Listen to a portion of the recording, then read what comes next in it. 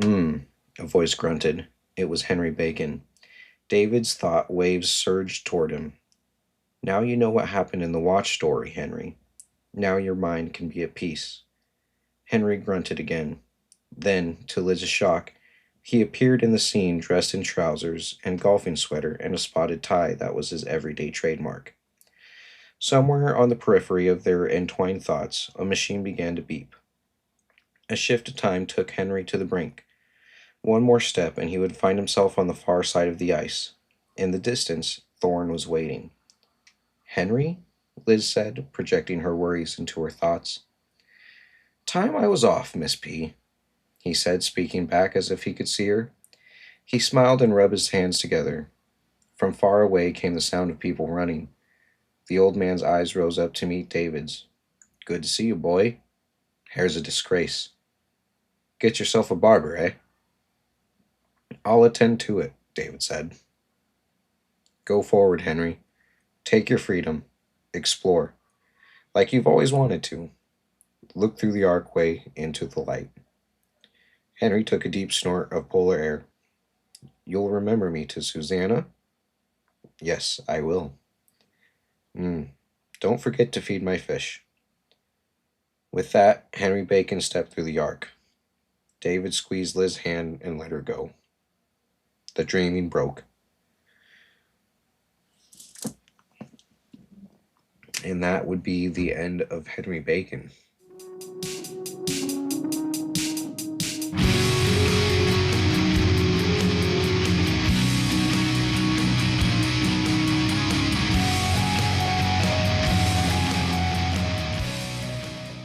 Hello, welcome back to the Tears of Fire podcast, a podcast where I go over the Last Dragon Chronicles by Krista Lacey, and today we'll be covering chapters 8 through 11 of Darkfire.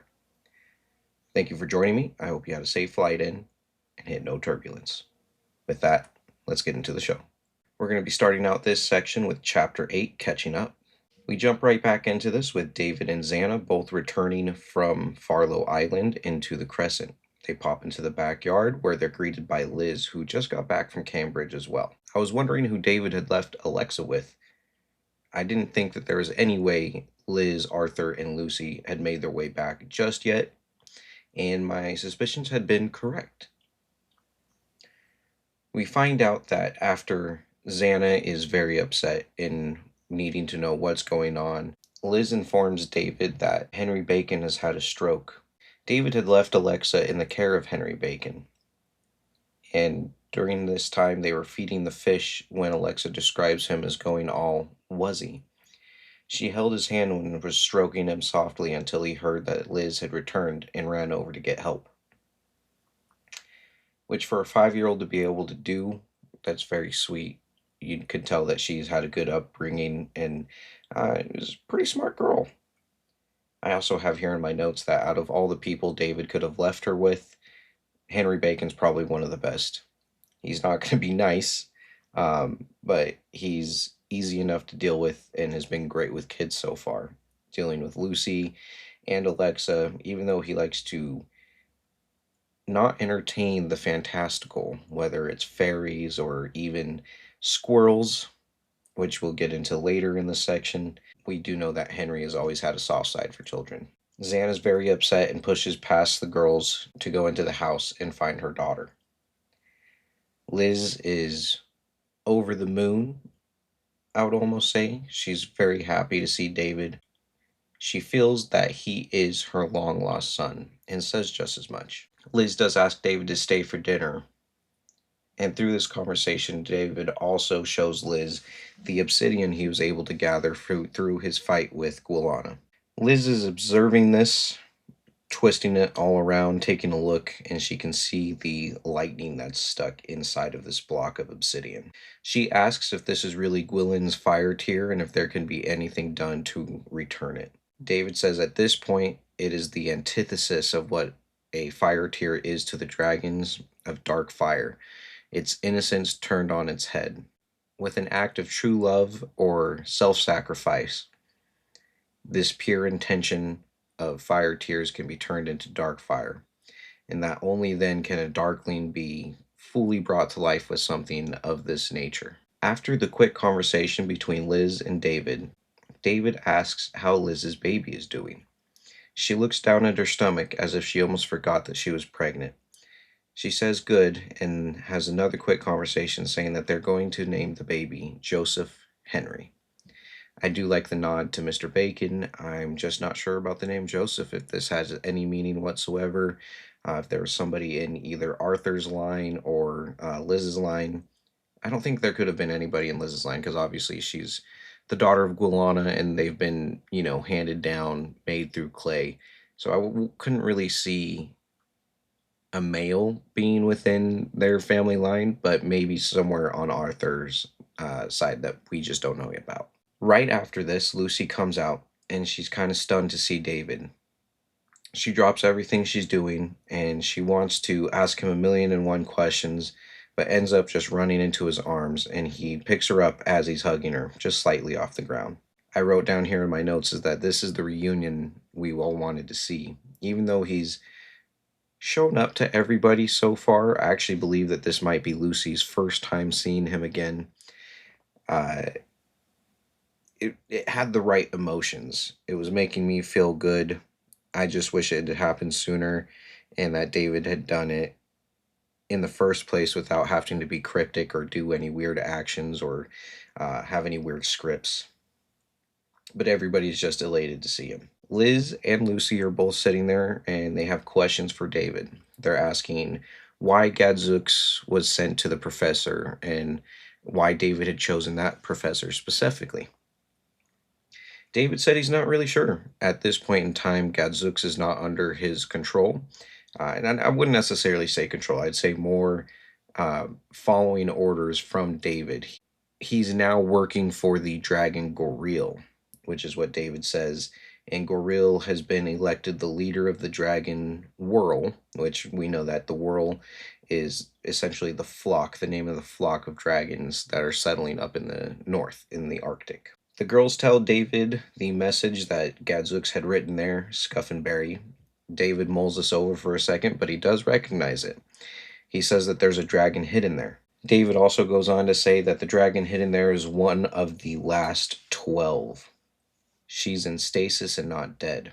This leads the Penny Kettle girls to ask David if the other dragons, the other 12, are in stasis and not dead as well. David does not answer because he's interrupted by his watch starting to glow green. Liz and Lucy can tell that this is kind of important, and Lucy asks questions about the watch, saying, "What's going on there?" He says, "A message."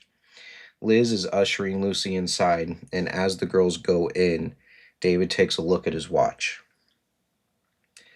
When he opens the watch, it almost goes into a picture of a universe, is what I would say, or a projection of the universe. His eyes take into a scalene shape, and he's starting to communicate with the dragon Gorilla. Gorilla is asking him about his mission and what the progress is on it.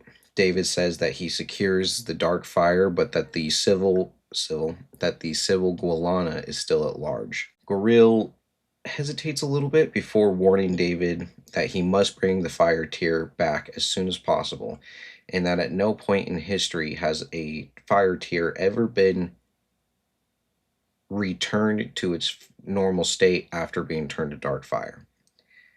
David doesn't want to tell him exactly what's going on yet because he feels there might be a way. That just makes you feel good. The reunion that you wanted to see. Liz has all these emotions, and after years of not seeing my buddy, well, I see him at least once a year, but it's just elation. You know, if you've ever lived across country or maybe you went to school, university in a different state than when you grew up and you came back to see your friends and family, it might have not been that long. Some people go to the military, are gone for years at a time, and don't really visit back, especially if they find somebody over there. They start and build a relationship, so they don't come home anymore, and you only see that friend every once, 5 to 10 years. So I can only imagine the feelings that go on through this. I think Chris did a good job at explaining and relaying the things that Lucy would be feeling, especially as a 16-year-old girl. I can't quite relate to Liz just yet, but I understand. But that's going to bring us into chapter 9, A Job for Gwendolyn. We don't get to see the dinner. Liz had told him that there's a dinner tonight at 7:30 and she expects David to be there. It's just kind of skipped over real quick, and David goes up to see Lucy. He knocks on the door, it's half open, and he lets himself anyway after Lucy gives him a little bit of a grunt. Lucy was in her room on the computer writing more of her journal. She puts on her screensaver real quick, not knowing if that would be something that David would approve of or not, with her journaling the experiences between her, the dragons, the bears, and David as well. The narrator lets us know again the reunion did not go so good. Xana got tired of David, him showing up as kind of the hero and everybody being happy to see him, even though he'd been gone for 5 years and missed all of Alexa's life. So she blew up and took Alexa somewhere. We didn't get to know where, but obviously she's going to return because she lives with Liz. I'm guessing maybe to the shop. They probably have a bed there or something that they could sleep in for the night. David tells Lucy that he has a job for her. He would like Lucy to go to Scuffinberry Hill and observe the awakening of the dragon. Lucy is asking questions, making sure that it is going to happen, and David says as long as it's the time. He says that it's a job for a daughter of Guinevere as well as a journalist. Lucy starts to protest, but David says that she'll have a chaperone, and he'll talk to Liz as well to make sure everything's smoothed over. Lucy asks who's going to be joining her, and David says Tam Farrell, and that Tam Farrell owes him a big favor. Lucy gets hesitant and says that she can't go with Tam, period.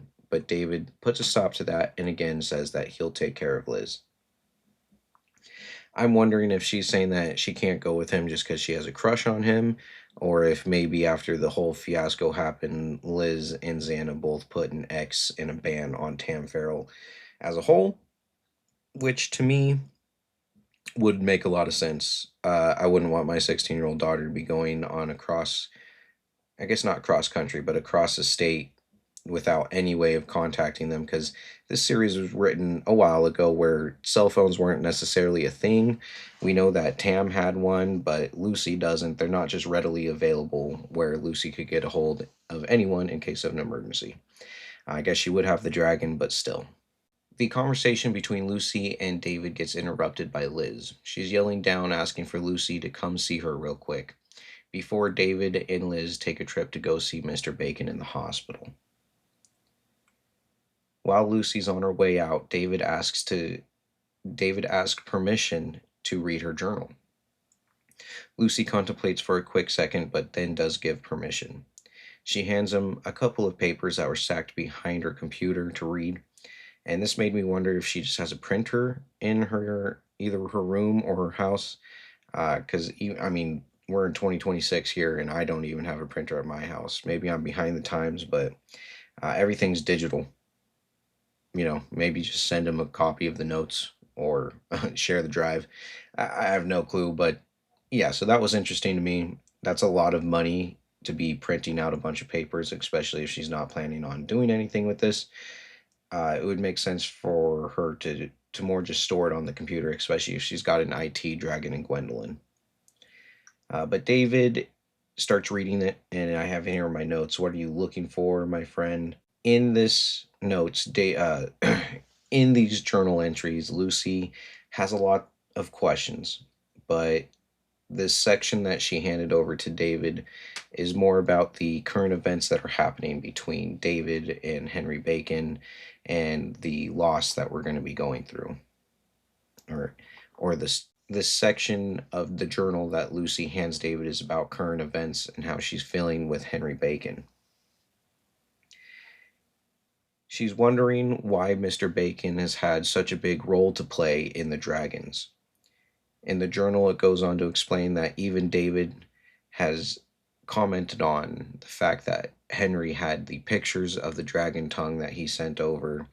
His ancestors were connected to polar bears, and there was always this wandering mind of Henry's that was open to more than he really suggested. David Once David is done reading this entry, he looks over to Gwendolyn and asks her to translate this all into dragon tongue.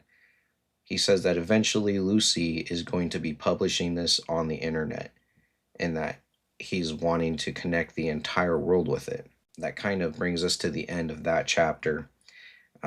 The letters are very heartfelt. You can see that Lucy holds Henry Bacon near and dear to her heart, even though they had little strains, especially during the time with the squirrels when he was trying to get rid of them and Lucy was just wanting them to live free.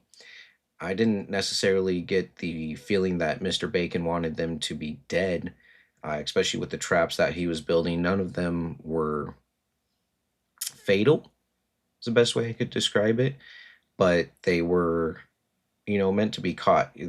The size of it was able to catch Bonington, and Bonington didn't die whatsoever. So if it could fit a normal tabby cat, and from the book's description, Bonington's on the fluffier side, it should have no issues of keeping a squirrel alive. So we know that Bacon wasn't ever out to get anybody or to hurt anybody or anything. He just wanted his garden to be protected. Lucy could admit that, and she is just reflecting over the years that she's been around him because she's known him for her whole life except for the first few months of it.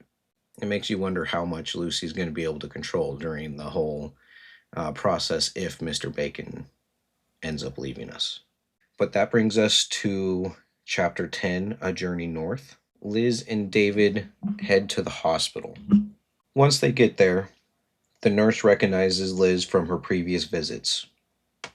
There's a nice greeting, but Liz can see on the nurse's face that there's some bad news, and the smiles go instantly to a sad face, almost depression. The nurse says that there's a worsening. The nurse takes a look at Liz and tells her that the conditions. The nurse takes a look at Liz and tells her that Henry Bacon's condition has gotten worse. They're being hopeful, but they do not expect him to make it through the day. She says that Henry's sister Agatha has been here all day and she just left the room in order to look for something to eat. I have here in my notes Henry has a sister, and why is her name Agatha?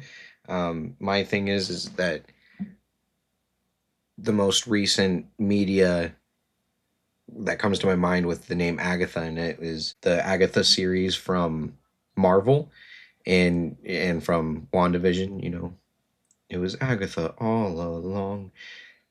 She was a witch, which instantly makes me wonder if this is going to be somebody of note as well. Again, this series I haven't interacted with or read in well over 15 years. I did not remember Agatha at all. So if she's just a one off character that we see during this time, that's understandable. But if she has a bigger role to play, I'm going to be almost flabbergasted, I would say, a second time. But yeah, so they go in to see Henry, and Liz is talking to Henry as well as David, and Henry's not really responsive. Liz takes one look at Henry, touches his hand slightly, and then instantly goes over to the flowers that are by his bedside, and she starts she starts, I wouldn't want to say gardening, that's not necessarily a word, but tending to the flowers. She's taking off some dead petals, some dead leaves, putting in fresh water. I think this is her way to cope. Well, I'm not going to say that. We don't know how Liz is around death, period. She seemed to be a very mature person, but we really haven't gotten any experience with her or any description on anybody that she's lost in her life besides Arthur. And Arthur didn't even die. He just left, and he eventually came back. So I would be shocked to think that Liz doesn't shut down a little bit when Henry or if Henry goes. But this is just a coping mechanism, and I think everybody has their own little tick. It was nice to see that there was some kind of realistic response from this. She asked David if she remembers when the last time that David saw Henry. And David takes a second. He's kind of looking up and around the room, and he just says, "Yeah, before my trip to the Arctic, he got a couple of books for research," which is a very long time because he left to the Arctic originally on the research trip with Xana, which at this point was, I would say, over 6 years ago. I know he's been gone for five, but the events of the Fire Star book itself took place during a longer period of time, months and months and months. So it's probably been 6 years since he's seen Mr. Bacon, which is tough, especially if Bacon has had this much of an influence on David's life. I do think what happens next, though, gives David some peace. David is able to traverse through dreams, as well as show other people, how do I say this? As well as show other people's dreams to other people. David puts his hand on Henry's temple and I wouldn't say scoffs, but laughs a little bit. David puts the back of his hand on Henry Bacon's temple. He laughs a little bit, and Liz asks what's going on. David says that he's dreaming about polar bears and says, "I can show you." He takes Henry's hand and reaches over to Liz and says, "Take mine. I can do this." When we get transported, we get to see what Henry Bacon is starting to imagine. We know that Henry has always had a wonder of what happened to Bergstrom, especially when his, I would say, great great grandfather, or maybe just great grandfather, was part of that mission. And so we're taken through to an icy landscape, and there's a description of what seems to be a castle that's just iced over, chipped away by water and wind over the years. And in this broken archway is a bear sitting there, and they can hear some ticking going on from almost like a watch. While they're in this dream, they can hear Henry's voice start to narrate over them. And Henry says, "I can hear the ticking." David, in a soft tone, says to follow it then. Dream it, Henry. The dream then zooms over to the bear, and in front of the bear, in front of its paws, is a watch. We see another man enter dressed in full furs. A conversation takes place between the man and the bear. And the bear is telling him that he can take the watch, it's his, but he needs a favor from him. We get the reveal that it's Bergstrom. Bergstrom then is talking to the bear and wanting to understand everything. The bear tells him that there's magic in the symbol and the mark of Omara. The three lines symbolize humankind, bears, and dragons. And they're parallel because they are forces that can never be connected, but are at the same time never to be torn apart. Whether that's human consciousness or the breath of goddess, or not the breath of goddess, or by the breath of Goddeth, the dragon, and the bear's stubbornness. The bear then tells Bergstrom that he needs a favor from him and to follow him. Bergstrom looks back, and his footprints are being covered up by the wind. He can no longer see his camp because there's a blizzard starting, and the bear is starting to trot away. So he makes his decision by picking up the watch and heading out. I thought this was a very nice way. David is, I pictured him stroking Henry's head, but he's probably not. They're still holding hands. But David then does tell Bacon that he knows now what's going on in the story of Bergstrom and what really happened, which I hope would put Henry Bacon at peace. If that's the biggest question, what he was dreaming of before he passed, to be able to have that answered and know exactly what happened, even though he's not going to be able to share it, or maybe not even believe it, uh, is a good sentiment. There's a couple notes in there. I believe that the pocket watch that David has that he uses to communicate with Goril is the original pocket watch from the bear as well. David does say that he's got the connection of Gwaine the polar bears and himself, which would make him the unity of all three, the Mark of Omara.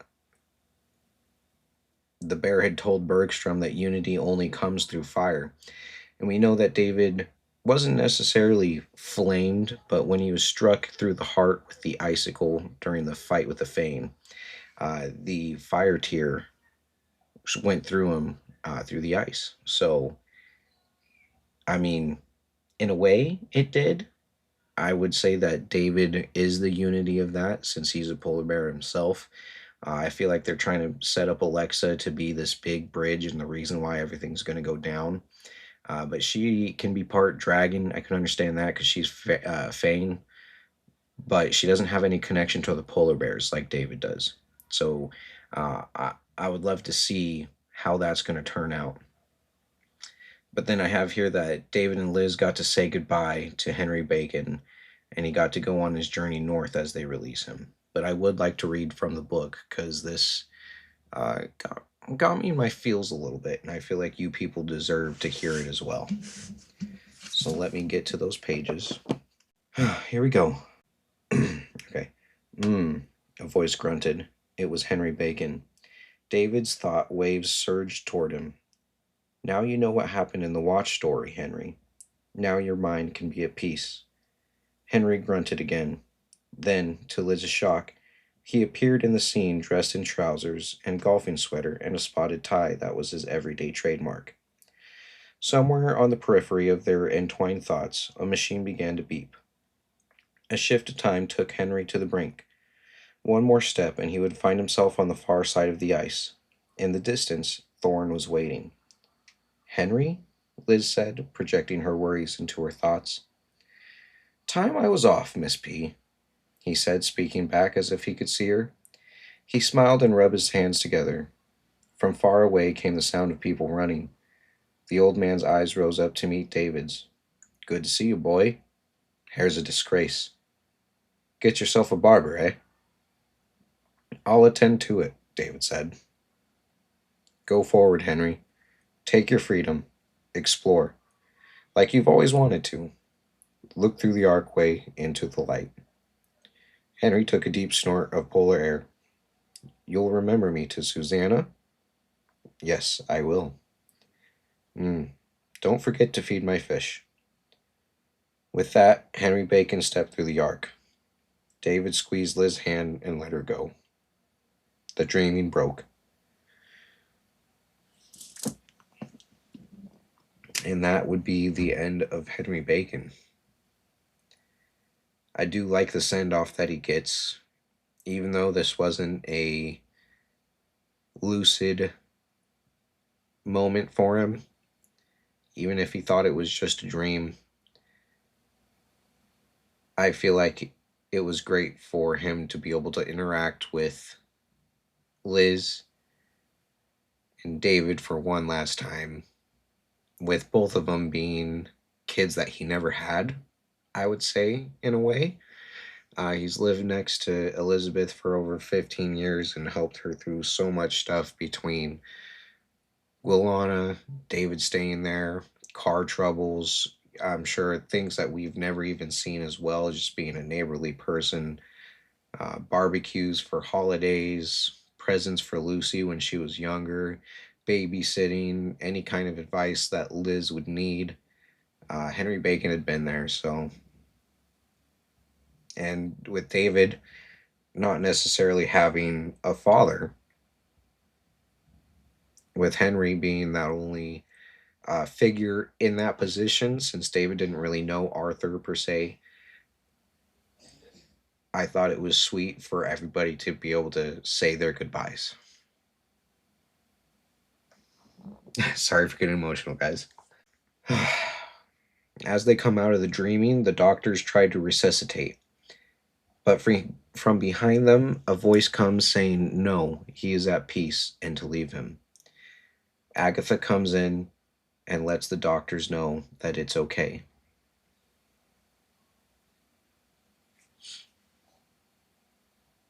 She acknowledges Liz, doesn't really say anything to David, but thanks her for being by Henry's side.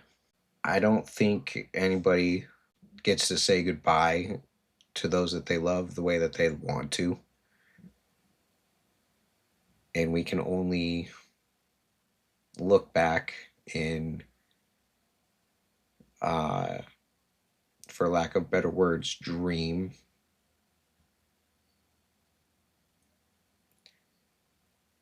and rewrite our own histories on how we interacted with people in their last moments or the last words that we would say to them, um, or our last meetings. So I think the fact that David has the ability to go into dreams and was able to use this for Henry's last moments, uh, I just wish that that ability was real. Okay, chapter 11, Funeral Blues. We open we open up this chapter with all of the girls getting ready to go to the funeral. Says that Liz and Lucy are almost carbon copies, and you can only tell the difference because of a slight few wrinkles here and there, which I feel like is a little rude to Liz, but it is what it is. The narrator does go on to say that even though the Penny Kettle girls look amazing, Xana is just drop dead. The driver that is there to chauffeur them over to the church basically has his jaw on the floor the whole time.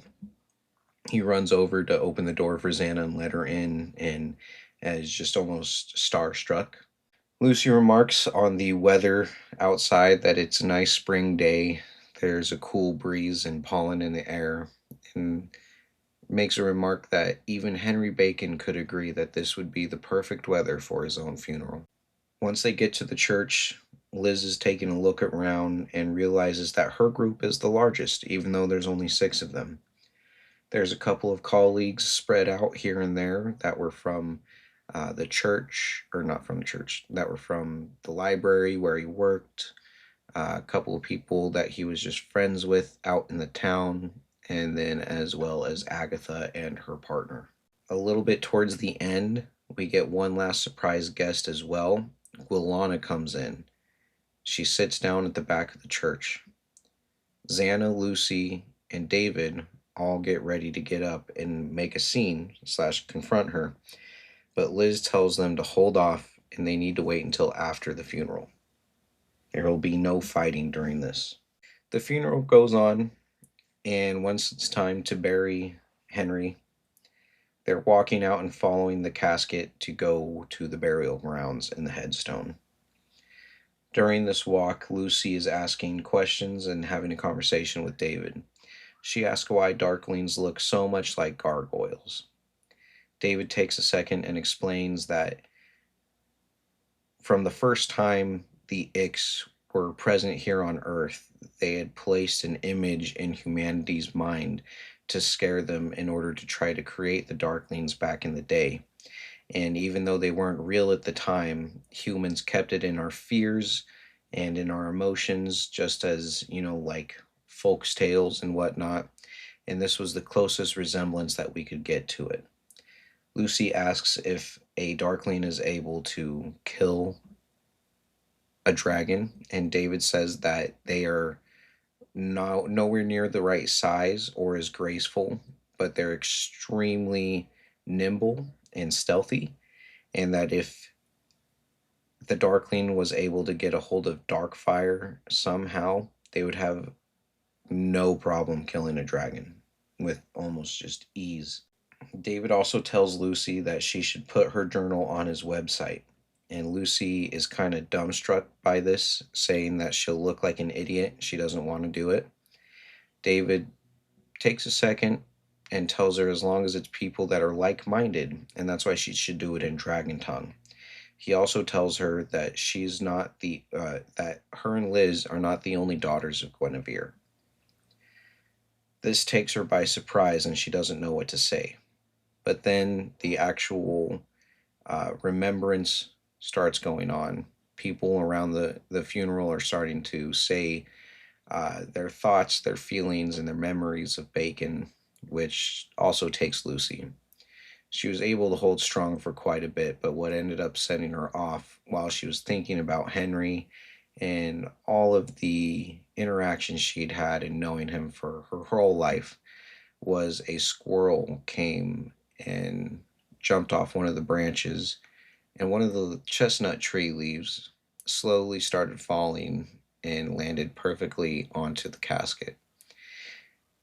This just shot memories back of the book one events with Conquer and Snigger and the squirrels just trying to live, and her and Henry going back and forth in heated arguments on what to do. But she ultimately forgives him and is heartbroken and says that she loved Henry. After the funeral, everybody's starting to walk away, but Guilana stays behind. David sees this and stops Xana from going to try to kill her. Xana gets frustrated, but David just pulls her up several yards away in order to calm things over and says that he'll talk to her. Guilana gives Xana three reasons why Xana shouldn't kill her. Reason number one, she still has Gwen's isosceles and can make a blood and can create a spell that would boil Xana's blood before she'd be able to cast any simpleton spell. Number two, Liz's unborn son, would die without Guilana's presence at birth. And number three, she's there to make a deal. David does ensure Xana that he will take no deals, period, but that he'll handle the situation. He comes over and he informs Guilana of exactly that. There will be no deals made, period, and that she needs to run, hide, and leave the isosceles because the dragons will come for her without a second thought. Guilana gives him kind of a weird warning, I would say, that she can sense the presence of Gwen within him as well. He's got the presence of a dragon, a polar bear, and a human, but she says even a dragon needs to sleep at some point. One thing I should mention too is that Agatha, after the funeral proceeds, went around shaking everybody's hands and greeting all the mourners. Mourners, spelled MOU. And the only person that she skipped over was Guilana. It said that Guilana had been kind of holding back near the trees during the time, so she wasn't necessarily present. And I wasn't sure if it's because maybe Agatha couldn't see her or maybe she was just ignoring her period. But then Agatha comes to tell everybody that it's time to go and to get in the cars. David takes one look at her and I don't know what quite happened, but he just says, "You," he began. "The cars," she said, refusing to engage him. He nodded and continued up the path. When he reached the church and Alexa's eager hand, Agatha Bacon was still among the trees, looking back at the spot where Guilana had been. Because Guilana had disappeared using the isosceles, she, made a ripple. So I think Agatha is more than she appears to be. I'm not sure if she's a Sybil or maybe she just knew more information on the dragons that Henry hadn't. So it's going to be, like I said, I don't remember Agatha, period. And I would be bamboozled almost as she's a bigger character, but it'd be a nice little twist and surprise. I thought these last two chapters been pretty heavy. I've only been to a few funerals, but there's been two that's really hit hard, and the way that this was described was tough. I was just on the podcast with Aragon and Back Again girls, Darian and Lucy, and we went over the last several chapters of the book Eldest. We finished that out from Convergence on. And one thing that they do over there that I really like is, they do sparks of inspiration at the beginning, and then they do writing tips and a little geode at the end. And my writing tip was for people to go to therapy so that they know how to navigate their emotions as well. And if they're going to be writing, then you'll be able to properly describe them or at least understand them better for when your characters, what they would do in that. And I would just bring that up again is dealing with grief is very hard. So if you need it, talk through it with your people. Therapy is not a bad thing. It gives you an unbiased source that you can talk to and give it to you straight.